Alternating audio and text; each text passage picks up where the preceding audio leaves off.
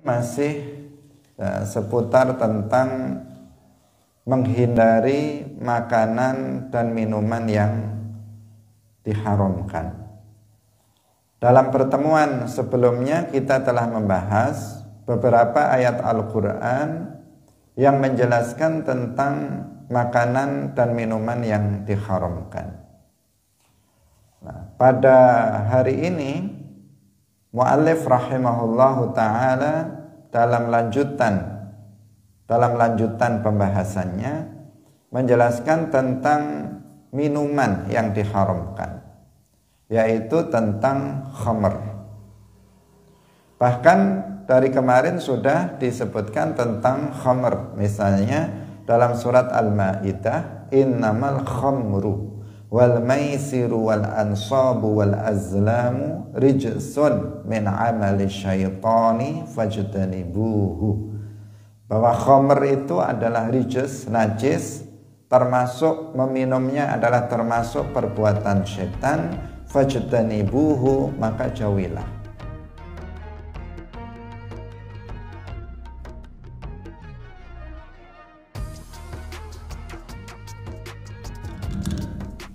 Assalamualaikum warahmatullahi wabarakatuh. Hadirin hadirat rahimakumullah. Kita masih pada cabang iman yang ke-39, yaitu kita menghindari atau menjauhi makanan dan minuman yang diharamkan. Mari kita baca lanjutan dari yang sudah kita baca kemarin. Qala al-mu'allif rahimahullahu ta'ala, jangan lupa untuk mengikhlaskan niat kita lillahi ta'ala. Qala al-mu'allif rahimahullahu ta'ala wa li hadithi Aisyah radhiyallahu anha fi sahihain. Lan krana hadise Sayyidah Aisyah radhiyallahu anha fi sahihaini ing dalam kitab sahih loro. Su'ila den takoni sapa Rasulullah sallallahu alaihi wasallam anil bid'ah saking minuman bid'ah. Faqala mangkon jawab sapa Kanjeng Nabi, kullu syarabin, utawi saben-saben inuman askara kang mabukaken, bahwa mongko utawi kullu syarabin askar iku haramun haram. Wa hadis Ibni Umar, lan hadis Ibni Umar radhiyallahu anhuma fi sahih Muslim ing dalam kitab sahih Muslim. Kullu muskirin khamrun, utawi saben-saben perkara kang mabukaken iku khamrun khamr, aran khamr. Wa kullu khamrin, lan utawi saben-saben khamr iku haramun haram. Wa hadithihi, lan hadise Ibni Umar fi sahihaini ing dalam kitab sahih loro, man syaribal khamra fid dunya thumma lam yatub minha hurimaha fil akhirah. Man utai sapane wong iku syariba minum sapa man, ngombe sapa man al khamra ing khamr fid dunya ing dalam donya, tsumma lam yatub nuli ora tobat sapa man minha saking khamr, syurbul khamr, hurimaha mongko den haramaken sapa wong ing khamr fil akhirati ing dalam akhirat. Wa hadithi Abi Hurairah, lan hadisi Abi Hurairah radhiyallahu anhu fihima ing dalam sahihain, utia dan tekaaken sapa Rasulullah sallallahu alaihi wasallam lailata usriya ing dalam wengi den israaken bihi kelawan Rasulullah bi Iliya ing dalam daerah Iliya kut biqadahaini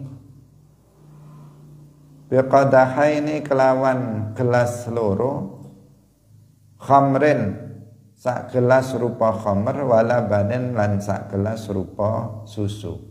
Fanazara mongko ningali ilai sapa Rasulullah ilaihima maring qadahaini thumma akhadha nuli ngalap sapa Kanjeng Nabi al-labana ing susu. Faqala mangka dawuh sapa lahu maring Kanjeng Nabi sapa Jibrilu malaikat Jibril alaihi salam. Alhamdulillah alladzi hadaka lil fitrati law akhadtal khamra laghawat ummatuka. Alhamdu utai sakabehe puji iku lillahi ketuwe Allah alladzi zat hadaka kang wis paring hidayah ing sira sapa allazi lil fitrati maring fitrah ai ad-din tegese agama. Lau akhadta lamun ngalap sapa sira Muhammad al khamra ing khamr laghawat yakti sia-sia sapa ummatuka umat sira. Wali hadisihi lan krana hadise Abi Hurairah fihima ing dalem as-sahihain wala yashrabul khamra lan ora minum khamr sapa asyaribu wong kang minum wala yashrabu lan ora minum al khamra ing khamr sapa asyaribu wong kang minum hina yashrabuha ing dalem nalikane minum sapa asyarib ing khamr wa huwa halih utawi syarib iku mukminun wong kang mukmin kelawan iman kang sampurna. Al haditsa narusna sapa sira ing hadis.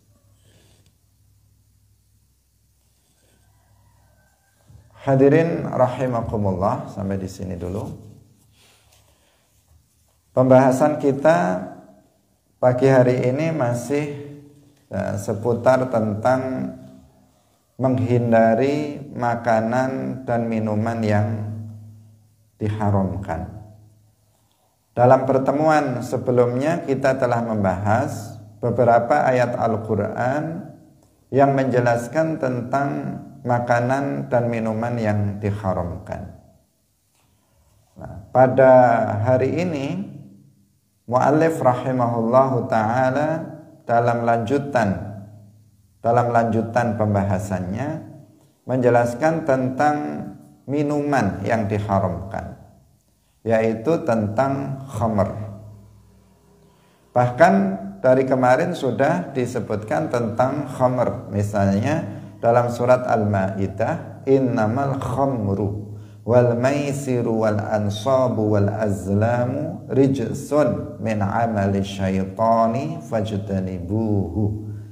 Bahwa khamr itu adalah rijs, najis, termasuk meminumnya adalah termasuk perbuatan setan, fajtanibuhu, maka jauhilah. Jadi sudah dengan tegas di dalam Al-Quran perintah untuk menjauhi minum khamr, dan ditegaskan bahwa minum khamr ini adalah sebagian dari perbuatan setan yang kita umat Islam dilarang untuk melakukannya. Kemudian juga firman Allah dalam surat Al-Baqarah, yas'alunaka 'anil khamri wal maisir qul fihima itsmun kabir. Dikatakan bahwa dalam minum khamr itu terdapat dosa besar. Minum khamr salah satu bagian dari dosa besar. Kemudian dalam surat Al-A'raf ayat 33 disebutkan qul innama harrama rabbiyal fawahisha ma dhahara minha wa ma batana wal itsma wal baghya bighairil haqq. Al-itsm dalam surat Al-A'raf ini artinya bukan dosa. Di sini dikatakan bahwa al-itsm adalah salah satu yang diharamkan oleh Allah Subhanahu wa taala. Dan al-itsm ini adalah nama dari nama-nama khamr. Jadi khamr memiliki beberapa nama, di antara namanya adalah itsm. Namanya saja sudah itsm, dan meminumnya itu juga orang yang melakukannya mendapatkan itsm, yaitu dosa. Hadirin yang dirahmati oleh Allah Subhanahu wa taala. Lah, khamr itu apa? Definisinya, pengertian daripada khamr. Para ulama menjelaskan bahwa khamr itu adalah minuman yang memabukkan. Nah, di sini disebutkan juga dalam hadis nanti yang akan kita baca. Jadi khamr itu adalah minuman yang memabukkan. Memabukkan itu artinya merubah akal yang disertai dengan merasa, atau dalam bahasa Arabnya disertai dengan naswah dan torob. Jadi disertai dengan perasaan lebih bertenaga dan lebih ada kesenangan dan kegembiraan. Ini yang disebut dengan khamr. Jadi minuman yang memabukkan dengan pengertian merubah akal yang disertai dengan merasa bertenaga dan merasa gembira, merasa senang ketika seseorang itu meminumnya. Artinya dengan bahasa orang sekarang sudah fly ya, sudah on. Ketika seseorang meminum khamr itu yang pertama apa? Yang terjadi akalnya itu berubah, kemudian plus ditambah berubah, dan kemudian dia merasa bahwa dia lebih bertenaga badannya, kemudian dia juga merasa gembira, lupa dengan segala permasalahan hidup dia merasa yang ada hanya merasa senang dan gembira. Itu yang disebut dengan khamr. Dan setiap minuman yang memabukkan, maka itu adalah haram hukumnya. Disebutkan dalam hadis ketika Rasulullah Shallallahu Alaihi Wasallam ditanya tentang minuman al-bid'ah, ini nama dari minuman. Kemudian Rasulullah Shallallahu Alaihi Wasallam menjawab, kullu syarabin askara fahuwa haram. Setiap minuman yang memabukkan maka itu hukumnya adalah haram. Yang memabukkan itu artinya yang merubah akal. Minuman yang merubah akal. Jika merubah akal disertai dengan perasaan lebih bertenaga, naswah, dan merasa gembira, maka itu namanya khamr. Hukumnya adalah haram untuk diminum. Kullu syarabin askara fahuwa haramun. Tetapi apabila ketika diminum atau ketika dikonsumsi secara umum, baik itu berupa minuman atau berupa benda, ketika dikonsumsi itu tidak menimbulkan ada perasaan lebih bertenaga dan bergembira, tetapi dia merubah akal.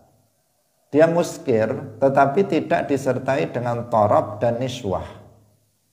Maka itu juga hukumnya haram untuk dikonsumsi, diminum atau dimakan, hanya saja tidak disebut sebagai khamr. Tidak disebut sebagai khamr. Dia bisa merubah akal. Seseorang yang mengkonsumsinya bisa merubah panca indera, penglihatannya, pendengarannya bisa berubah dengan sebab mengkonsumsi benda-benda tersebut.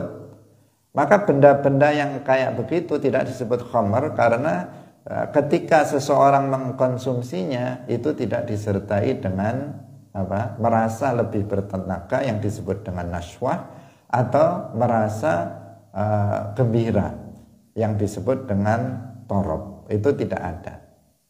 Namun hukumnya itu tetap haram. Kenapa? Karena dia merubah akal dan merusak panca indera. Seperti misalnya ganja, seperti seseorang minum sabu, narkotika, narkoba. Narkoba itu kalau dikonsumsi oleh seseorang maka bisa merusak panca indera seseorang. Bukan hanya akalnya akan konslet. Kalau seseorang rajin mengkonsumsi narkoba, biasanya otaknya pun udah konslet. Konslet itu ya rusak. Disuruh menghafal pelajaran juga sudah nggak bisa. Diajak ngomong aja kadang nggak nyambung. Ditanya A, jawabannya beda dengan pertanyaannya, nggak nyambung. Itu kalau orang sudah terpengaruh konsumsi narkoba, sabu dan semacamnya. Ini berarti merusak akal. Lambat laun pendengarannya akan terganggu, penglihatannya akan terganggu, bahkan bisa menimbulkan kematian pada akhirnya. Maka yang seperti itu hukumnya haram. Khamr hukumnya haram, sesuatu yang memabukkan, setiap sesuatu yang memabukkan yang merubah akal meskipun tidak disertai dengan naswah dan tarab, itu juga hukumnya haram. Kalau tentang khamr maka dalilnya sangat banyak di dalam Al-Quran. Dalam Al-Quran seperti yang tadi sudah kita sebutkan, langsung disebut sebagai khamr. Dalam hadis juga disebutkan tentang khamr sangat banyak sekali. Sedangkan selain khamr tetapi dia merubah akal dan merusak panca indera, itu diharamkan. Itu diantaranya berdasarkan dalil umum, bahwa di dalam Al-Quran disebutkan wala taqtulu anfusakum, dan janganlah kalian itu membunuh diri kalian. Kalau orang minum narkoba, mengkonsumsi sabu dan semacamnya dengan berbagai macam jenisnya, itu kan sama juga dia telah membunuh dirinya sendiri.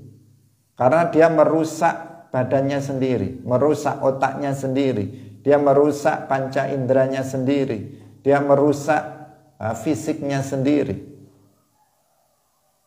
Kalau kita melihat orang yang sudah kecanduan narkoba misalnya, ya nggak normal, semuanya nggak normal. Nggak seperti orang yang sehat, yang tidak yang tidak mengkonsumsi narkoba, akan sehat, terlihat sehat. Sudah badannya, dia biasanya orang yang mengkonsumsi badannya kurus, matanya cekung, kemudian udah penglihatannya kabur, otaknya nggak beres, udah nggak ada harapan untuk kemudian baik, itu sangat kecil harapannya. Kecuali kalau dia mau menghentikan konsumsi narkobanya, kemudian bertaubat, masih ada harapan jika belum terlalu mendalam. Tetapi jika sudah sangat ketagihan, ini akan sangat sulit menghentikannya, dan bahkan ujung-ujungnya adalah kerusakan dan kematian. Hadirin rahimakumullah, karena itulah maka ini diharamkan. Sesuatu yang diharamkan di dalam Islam, kalau diteliti dan ditelusuri, maka kita akan mengetahui bahwa sesuatu itu membahayakan bagi seseorang. Ada kalanya membahayakan otak, membahayakan akal, membahayakan fisik, atau membahayakan dia dari sisi-sisi yang lainnya, membahayakan keuangan dia, membahayakan kehidupan rumah tangga dia, pokoknya membahayakan, membawa bahaya terhadap diri dia dan keluarga dia. Maka itu diharamkan di dalam Islam. Hadirin yang dirahmati oleh Allah Subhanahu wa taala. Rasulullah Shallallahu alaihi wasallam tadi menjelaskan bahwa setiap minuman yang memabukkan maka itu hukumnya haram. Apakah memabukkan itu disertai dengan naswah dan tarab atau tidak, maka hukumnya tetap haram. Apakah itu namanya khamr atau bukan khamr? Kalau itu memabukkan dengan pengertian merubah akal, dan juga apalagi ditambah merubah atau merusak fisik, merusak panca indera, maka semuanya itu hukumnya adalah haram. Kemudian dalam hadis yang lain, Rasulullah Shallallahu alaihi wasallam bersabda, kullu muskirin khamrun wa kullu khamrin haramun. Setiap yang memabukkan itu khamr, namanya khamr, dan setiap khamr itu hukumnya adalah haram. Kemudian dalam hadis yang berikutnya, Rasulullah Shallallahu Alaihi Wasallam bersabda, "Man syaribal khamra fid dunya, thumma lam yatub minha, khurimaha fil akhirah." Barang siapa yang minum khamr di dunia, kemudian dia tidak bertaubat dari khamr itu, maka dia diharamkan dari khamr nanti pada di akhirat, di dalam surga.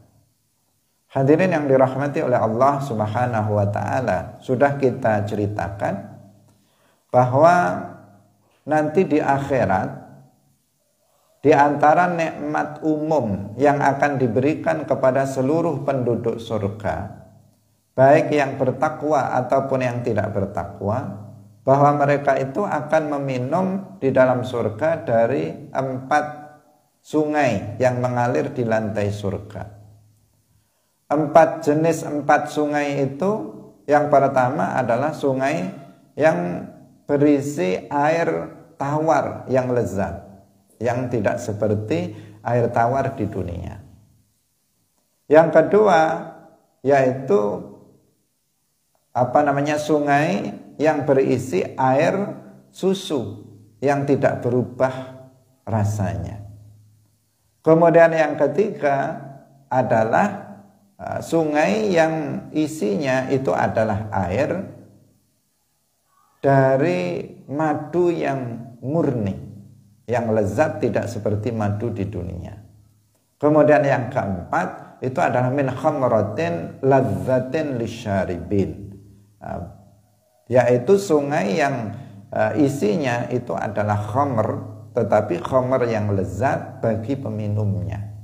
Tidak seperti khamr di dunia yang tidak enak, yang tidak lezat, dan juga khamr di akhirat nanti itu tidak memabukkan. Orang yang minum tidak mabuk. Berbeda dengan khamr di dunia ini. Nah, orang yang di dunia ini dia minum khamr sampai mati, dia belum bertaubat dari minum khamrnya itu, maka di akhirat dia diharamkan. Diharamkan di sini maksudnya apa? Maksudnya dia tercegah dari minum khamr. Dia tidak akan bisa minum khamr nanti di akhirat. Padahal khamr di akhirat adalah salah satu nikmat yang diberikan oleh Allah Subhanahu wa taala kepada seluruh penduduk surga. Nah, hadirin yang dirahmati oleh Allah Subhanahu wa taala. Ini adalah menunjukkan bahwa minum khamr adalah perbuatan yang tercela, yang ancamannya itu sangat berat. Hadirin yang dirahmati oleh Allah, kemudian dalam hadis yang berikutnya, dalam hadis Abi Hurairah radhiyallahu anhu, ini tentang peristiwa Isra.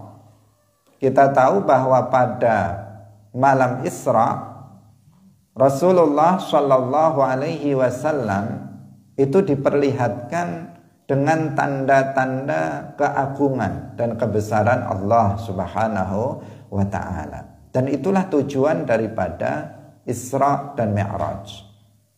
Subhanalladzi asra bi'abdihi lailam minal masjidil harami ilal masjidil aqsa alladzi barakna haulahu linuriyahu min ayatina. Untuk kami perlihatkan kepada Muhammad sebagian dari tanda-tanda kebesaran kami, kebesaran Allah Subhanahu wa ta'ala. Itu tujuan Isra, dan juga tujuan Mi'raj adalah memperlihatkan tanda-tanda kebesaran Allah Subhanahu wa ta'ala. Ketika dalam peristiwa Isra, Rasulullah diperlihatkan tanda-tanda keagungan Allah yang berada di alam bawah, Dan ketika Mi'raj, Rasulullah diperlihatkan tanda-tanda keagungan Allah yang berada di alam atas. Di antara yang diperlihatkan kepada Rasulullah Shallallahu Alaihi Wasallam dalam perjalanan Isra dari Makkah menuju ke Palestina, ke Masjidil Aqsa, itu disebutkan dalam hadis ini bahwa di daerah Ilya, itu di daerah Quds, itu Rasulullah Shallallahu Alaihi Wasallam dihidangkan kepada beliau dua gelas minuman. Yang satu berisi khamr, satu gelas berisi khamr, dan satu gelas itu berisi susu. Kemudian Rasulullah melihat, memandang dua minuman yang ada dalam gelas tersebut. Selanjutnya kemudian Rasulullah mengambil gelas yang berisi air susu itu. Melihat tersebut, malaikat Jibril alaihissalam yang menemani Rasulullah dalam perjalanan Al-Isra, beliau mengatakan, Jibril mengatakan, alhamdulillahilladzi hadaka lil fitrah, lau akhadtal khamra laghawat ummatuka. Alhamdulillah yang telah memberikan petunjuk kepada kamu, wahai Muhammad, untuk memilih fitrah. Dalam hal ini disimbolkan dengan satu gelas air susu. Al-fitrah yang dimaksud dalam hadis ini adalah ad-din, agama. Alhamdulillah Allah telah memberikan petunjuk kepadamu untuk memilih, untuk mengambil air susu, yang itu adalah simbol dari fitrah, simbol dari agama. Lau akhadtal khamra laghawat ummatuka. Kalau seandainya kamu itu mengambil gelas yang berisi khamr, laghawat ummatuka, maka umatmu itu akan banyak yang tersesat, akan banyak yang melakukan maksiat, akan banyak yang melakukan perbuatan-perbuatan sia-sia. Ini juga menunjukkan keharaman daripada khamr, sehingga Rasulullah Shallallahu Alaihi Wasallam itu tidak meminum khamr dan tidak memilih khamr pada malam itu. Hadirin yang dirahmati oleh Allah Subhanahu wa Ta'ala, meminum khamr seperti yang tadi kita telah jelaskan, hukumnya adalah minal kabair, tergolong sebagai dosa besar. Kenapa? Karena dalam minum khamr itu ada hadnya.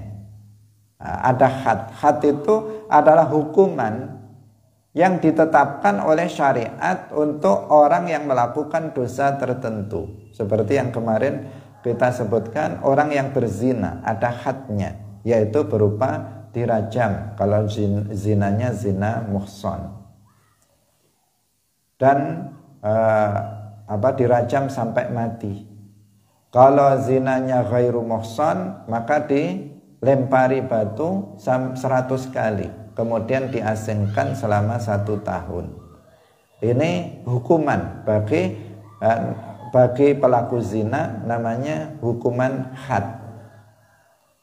Bagi orang yang mencuri, kemarin juga ada hadnya, yaitu dipotong tangannya sampai pergelangan tangan. Jika mencuri lagi, nanti secara bersilang dari kanan ke kiri, kiri ke kanan, dengan kakinya secara bersilang.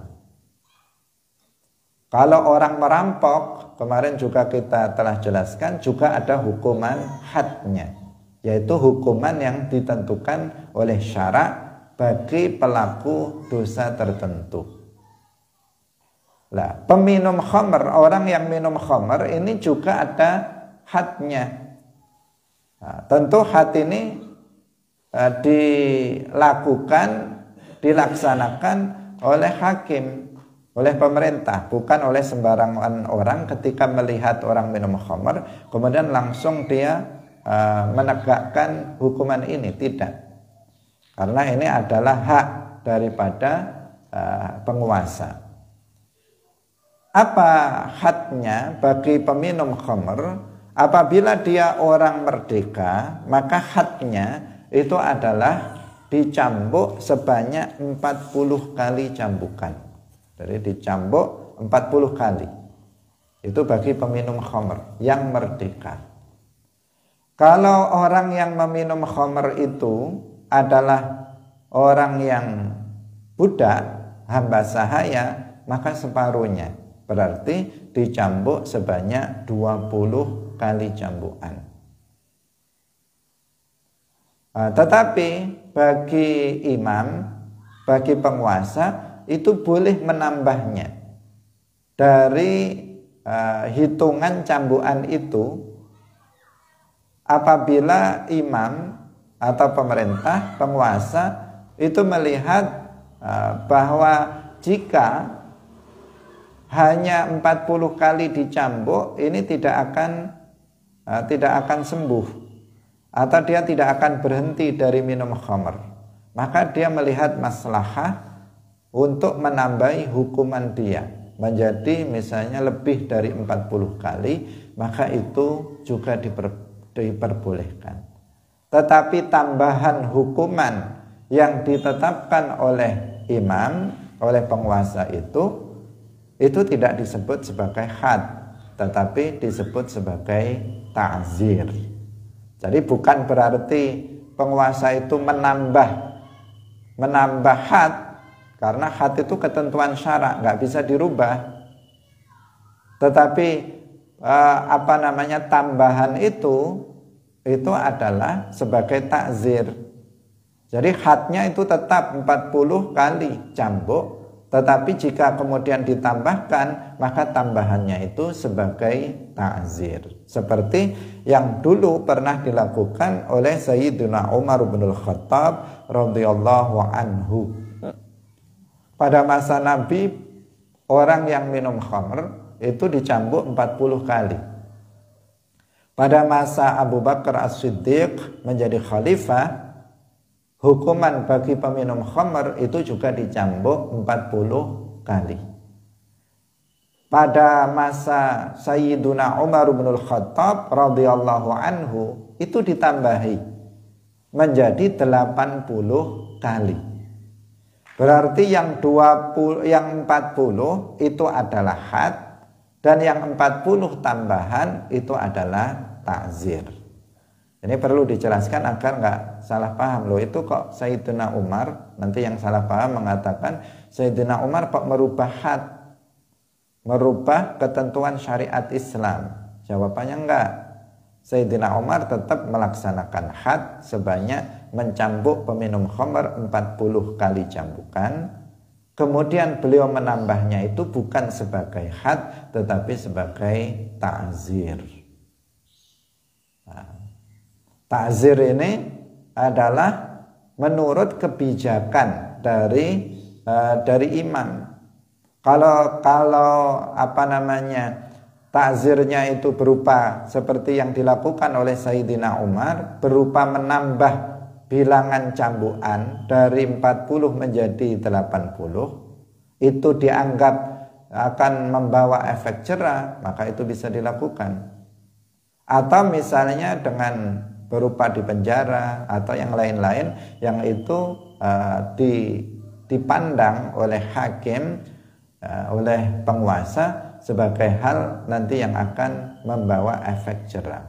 Karena hukuman itu kan tujuan utamanya agar orang tersebut berhenti dari melakukan perbuatan dosa. Itu tujuan utamanya.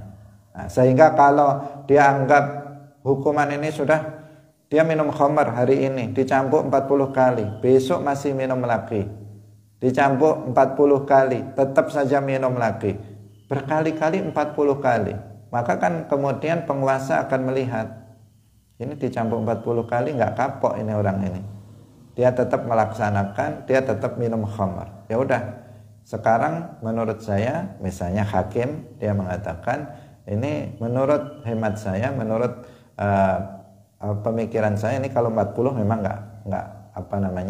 nggak membuat dia jera, maka saya akan takzir dia, akan saya beri tambahan takzir ditambah cambukan 40 kali lagi menjadi 80 kali.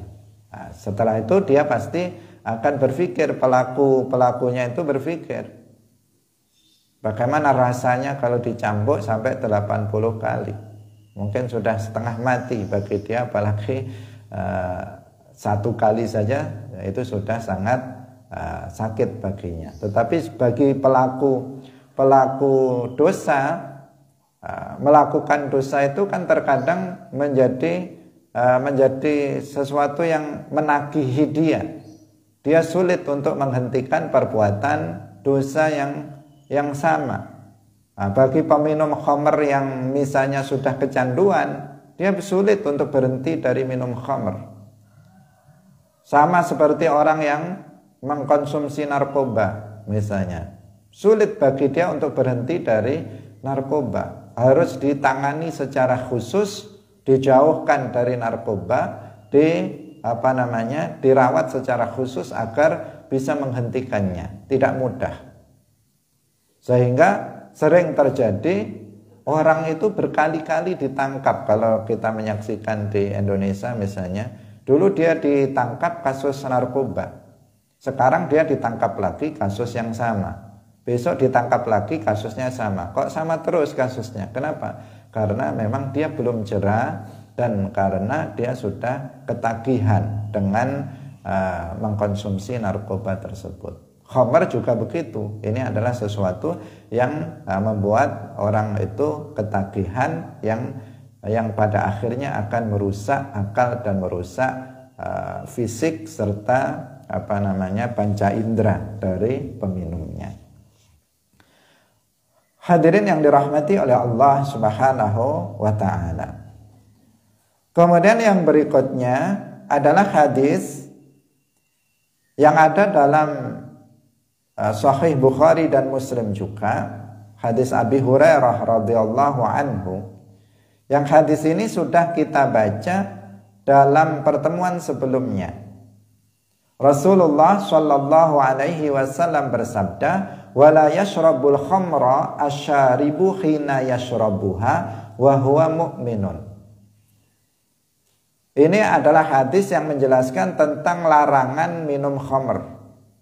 Dan dinyatakan bahwa orang yang minum khamr, ketika dia minum khamr itu, dia tidak beriman dengan iman yang sempurna. Kemarin sudah kita jelaskan, wahwa mu'min di situ artinya wahwa mu'minun kamilun.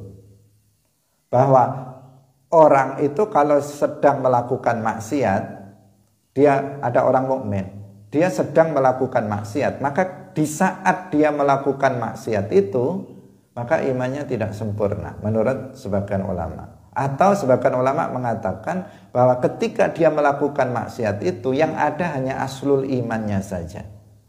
Nah, sementara yang dibangun di atas keimanan itu nggak ada, karena itu berupa ketaatan, itu nggak ada. Yang tersisa hanya aslul iman di saat seseorang melakukan maksiat, di antaranya adalah ketika seseorang itu minum khamr.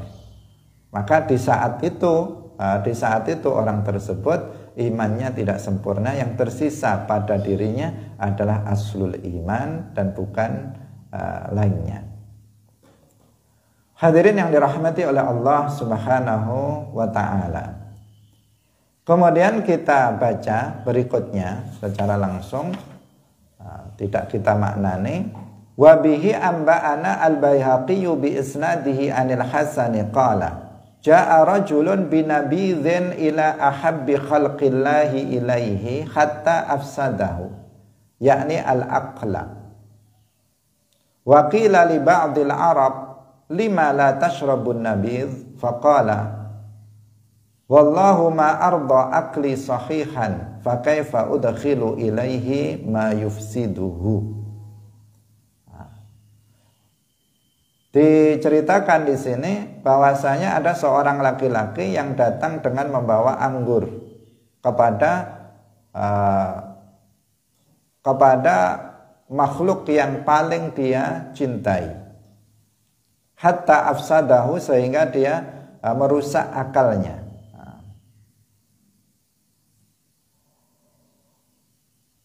Jadi dia merusak akalnya itu dengan khamr yang dia minum, yang berupa anggur yang telah menjadi khamr. Kemudian dikatakan li ba'dil Arab, kenapa kamu minum nabit? Nabit itu anggur. Anggur, tetapi yang dimaksud di sini yang sudah berubah menjadi khamr. Kemudian dia mengatakan yang intinya itu Allah Subhanahu wa taala itu sudah memberikan akal yang sehat kepadanya, maka bagaimana dia kemudian merusak akalnya dengan sesuatu yang bisa merusaknya, yaitu yang berupa khamr. Artinya Allah Subhanahu wa taala itu memberikan anugerah kepada kita akal yang sehat, yang dengan akal itu kita bisa berpikir dengan baik. Dengan akal itu kita bisa mendapatkan banyak sekali pengetahuan. Tetapi justru sudah diberikan anugerah akal yang sehat, tetapi justru sebagian orang merusak akal yang sehat itu, sehingga akalnya menjadi tidak sehat, menjadi nggak beres, menjadi bermasalah.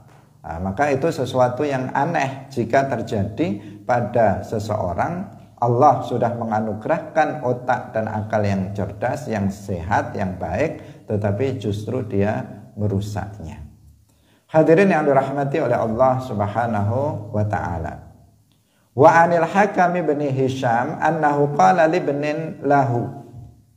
Al-Hakam bin Hisham suatu ketika berkata kepada anaknya, "Ya bunayya, iyyaka wan nabidha fa innahu qai'un fi shidqika wa salhun ala aqibika wa haddun fi zahrika wa takunu duhkatan lis-sibyani wa asiran lid-dayyani." Ini tentang apa? Tentang kerugian orang yang minum khamr, dan semacamnya seperti narkoba dan seterusnya. Bahwa orang yang minum khamr, dan juga yang memabukkan yang lainnya seperti narkoba dan semacamnya, itu begitu sangat merugikan dalam banyak hal. Yang pertama, dia adalah qai. Qai itu muntahan. Jadi dia adalah muntahan. Artinya sesuatu yang menjijikkan. Kemudian juga dia akibatnya itu akan sangat berbahaya bagi dia. Kemudian kalau dia melakukannya maka dia akan diancam dengan had. Kemudian kalau dia misalnya sedang mabuk atau dia sedang dalam pengaruh narkoba atau sedang mabuk, maka itu menjadi bahan tertawaan dari anak-anak. Dilihat orang mabuk itu, anak kecil pun ditertawakan. Pokoknya semuanya rendah. Wa asiran lidayyan, nanti di akhirat dia juga akan terancam dengan azab dari Allah Subhanahu wa taala di dalam neraka. Mana pilihan yang baik, pilihan yang menyenangkan atau pilihan yang bermanfaat dalam minum khamr itu mana? Enggak ada sama sekali. Sudah membahayakan kepada akal, membahayakan kepada fisik, kemudian juga akibatnya akan sangat berat. Sudah seperti itu pelakunya kena dosa dan kena had. Sudah seperti itu dalam kehidupannya di masyarakat, dia akan menjadi bahan tertawaan orang lain. Bahkan bukan hanya masyarakat umum, tetapi anak kecil pun akan menyepelekan dia, akan melihat merendahkan dia. Belum lagi di akhirat nanti dia akan mendapatkan ancaman azab di neraka. Nah, Hadirin yang dirahmati oleh Allah. Nah, ini kita percepat karena ini sangat panjang pembahasannya. Kalau kita baca dengan makna maka akan nggak selesai dalam beberapa pertemuan. Wa an ba'dil hukama annahu qala. Pembahasannya sama masih tentang khamr dan ini panjang. Annahu qala li ibnihi ya bunayya ma yad'uka ila an-nabidh qala yahdimu ta'ami qala wallahi ya bunayya huwa lidinika ahdamu. Sebagian ahli hikmah itu bertanya kepada anaknya, wahai anakku, apa yang memanggilmu untuk minum nabidh, maksudnya khamr, anggur yang memabukkan. Qala yahdimu ta'ami. Khamr itu atau nabidh itu, anggur itu bisa menguruskan atau menyedikitkan makananku. Jadi kalau banyak minum khamr maka sedikit makan akan mengurangi makananku. Kemudian ayahnya itu berkata, demi Allah wahai anakku, huwa lidinika ahdamu, bahwasanya khamr itu akan lebih bukan hanya mengurangi makanan kamu, tetapi dia akan mengurangi agama kamu lebih dari mengurangi makan yang ada dalam perutmu. Artinya dia dari sisi fisik memang kamu akan sedikit makan, tetapi minum khamr itu akan yang berbahaya, dia akan mengurangi agamamu. Artinya agamamu akan menjadi rusak, agama kamu akan menjadi kurus, agama kamu akan menjadi kecil diakibatkan oleh perbuatan dosa, yaitu berupa khamr. Karena ketakwaan seseorang itu bisa berkurang, agama seseorang itu bisa berkurang akibat dari melakukan kemaksiatan. Wa an Abdullah bin Idris, kita baca beberapa syair di sini. Kullu syarabin muskirin kathiruhu min tamratin aw inabin asiruhu fa innahu muharramun yasiruhu inni lakum min syarrihi nadhiruhu. Nah, ini memperkuat setiap minuman yang memabukkan banyaknya. Jika diminum banyak itu memabukkan. Baik itu yang terbuat dari kurma atau terbuat dari anggur. Artinya mengolahnya itu dari kurma atau anggur, yang banyaknya itu memabukkan, maka sesungguhnya dia diharamkan sedikitnya. Innilakum min syarrihi nadhiruhu, maka saya memperingatkan kalian dari bahayanya minuman yang memabukkan itu. Jadi minuman yang memabukkan ketika diminum banyak, maka minum sedikitnya itu juga haram. Jadi bukan mabuknya itu. Karena sebagian ada yang beranggapan saya hanya sedikit kok minumnya, saya nggak mabuk karena saya hanya minum sedikit. Nah, meskipun kamu hanya minum sedikit, maka tetap kamu berdosa. Karena minuman yang memabukkan jika diminum banyak, maka itu juga haram ketika diminum hanya sedikit, dan meskipun dia tidak mabuk ketika meminumnya karena misalnya cuma 1 sendok, cuma 1 teguk, dia tidak mabuk, dengan sebab itu hukum meminumnya tetap haram. Jadi bukan terbatas hanya ketika khamr itu diminum dalam jumlah besar yang mengakibatkan dia mabuk. Tidak hanya terbatas itu. Kemudian wa an Abi Bakr bin Abi Dunya annahu anshadahu abuhu wa idzan nabidhu 'ala nabidhi syarabtahu azra bidinika ma'a dhahabid dirhami. Nah, dikatakan Di situ bahwa jika anggur di sini maksudnya minum yang sudah berubah menjadi khamr, itu kamu meminumnya, maka itu akan membahayakan agama kamu, ditambah lagi hilangnya dirham kamu, uangnya.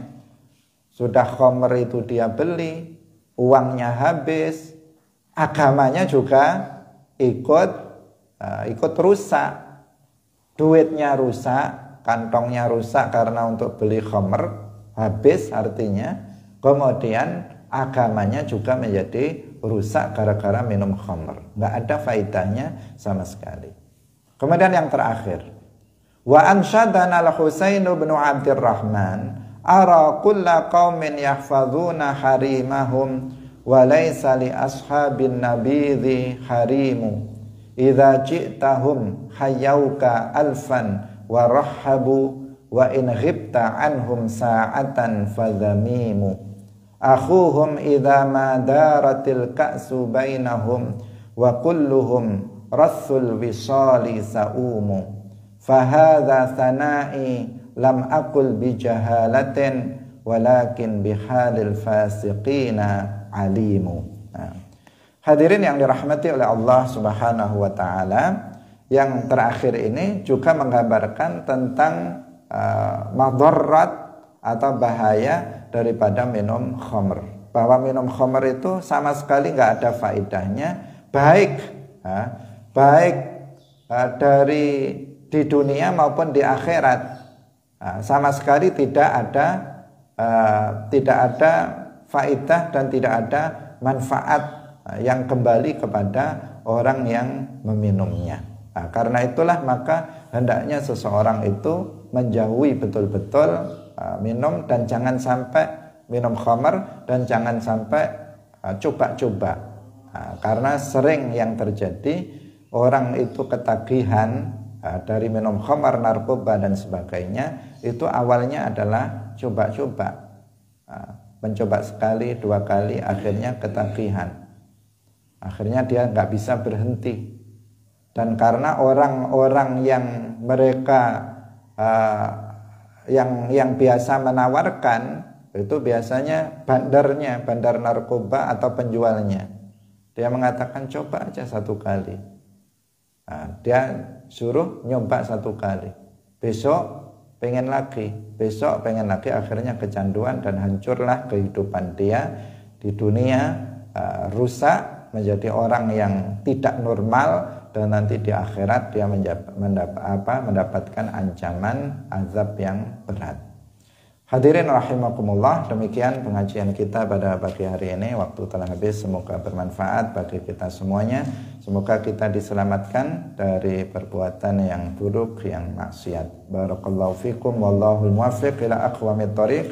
Wassalamualaikum warahmatullahi wabarakatuh.